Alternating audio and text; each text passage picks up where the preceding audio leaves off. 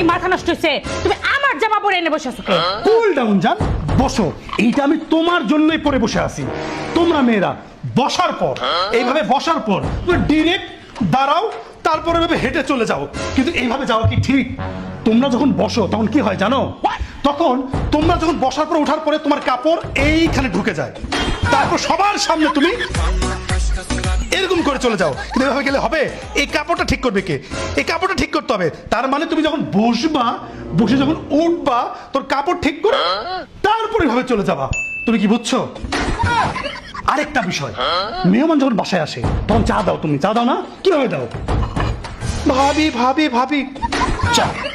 তো এরকম করে চা দেওয়ার কি আছে? চা কিভাবে দিবা জানো? এই দেখো। ভাবি ভাবি চা কোথায়? ভাইয়া চা। বোঝা গেছে? বুঝছো? দাও আসতেছি। আর শোনো, আরেকটা বিষয়, তোমরা মেয়েরা যখন ওড়না নাও, ওড়না কি সুন্দর করে নাও না? এভাবে নিয়ে সারা দুনিয়া ঘুরে বেড়াও, হাই হ্যালো সুন্দর করে। কিন্তু আমি দেখছি কি জানো, রাস্তাঘাটে মেয়েরা যখন ওড়না ঠিক করে